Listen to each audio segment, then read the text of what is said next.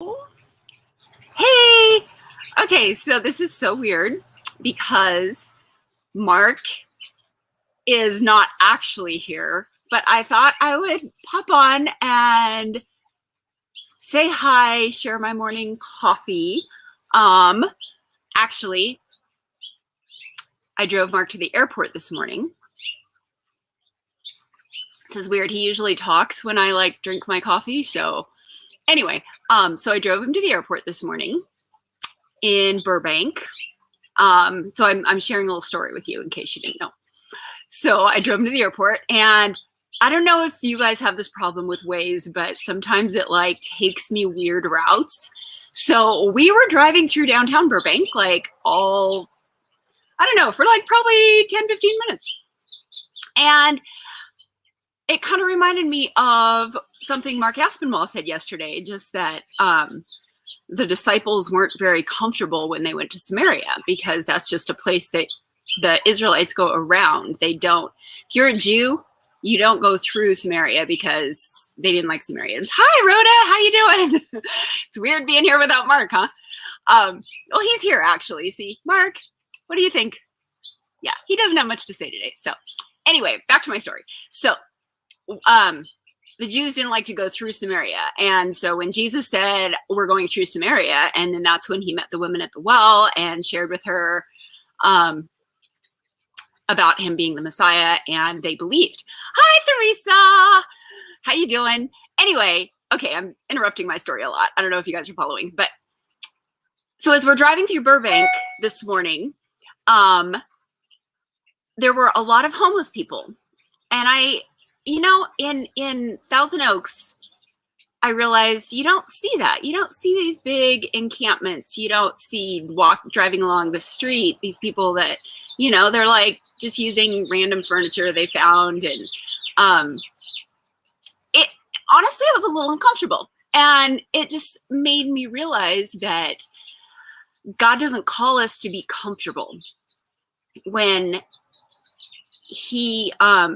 when Jesus walked through Samaria, the disciples were not comfortable.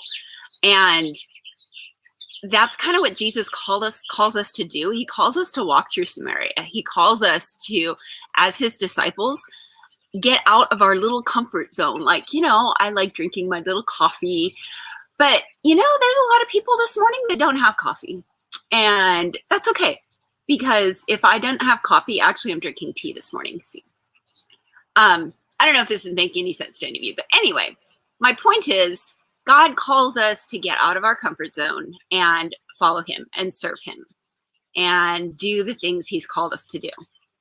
Sometimes those things that he's called us to do aren't easy or fun, but God always promises to give us the strength and give us the, what do you call it? His Holy Spirit is living inside of us. So we have God's power to do what he's called us to do. And one thing that I do every morning, I pray, after I wake up, right before I get out of bed, which sometimes takes a little longer than it should. But I pray, God, give me the strength to do the things that you've called me to do today. Because sometimes you want the strength to do the things he's called you to do tomorrow. Hi, Kathleen. Oh yeah, the birds. I love my birds. I have 4 bird feeders, 3, something like that. But I think I want to get more. Anyway, yes, do the things that God's called you to do today. So he will give you the strength, even if it's uncomfortable. And sometimes, look for those uncomfortable moments and have the courage to step out and do those uncomfortable things. Anyway, that was my little tidbit for today, is get out of your comfort zone, trust God, trust his strength. Mark here is, actually that picture was taken last year in, where is it? Cades Cove in Tennessee. So right now he's on a plane, hopefully flying somewhere. Well, he's flying to Dallas. So he's on his way to Dallas, and then he's going to go to Knoxville. And then at some point he will be, it's a little touch screen. He'll be in the mountains of Tennessee, where he is right now, happy and smiling, and maybe he'll take a little selfie and send it to me. So, okay, I will stop babbling on. My little turtle guy says hi. I want to just say this morning too, I am super, super thankful for the Bridge Church because I don't know, especially like, Mark being gone, I totally feel loved and cared for. And I feel like I have people in my life and relationships of people that I love and that love me and that we can strengthen and encourage each other.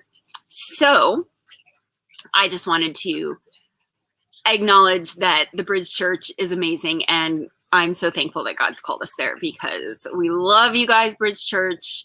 We love what God's doing. I love how you guys sharpen and strengthen me and push me out of my comfort zone to do things like this by myself that I don't usually do. So since Mark doesn't have much to say, this is going to be like a short 10 at 10. It's more like a 6 at 10.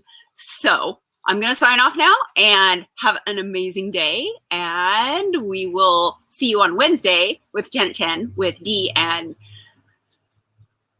Dee. Whoa, my brain just went blank. Oh, Dee and Susan and Jacob, who apparently got a haircut last night. So stay tuned. Okay, bye.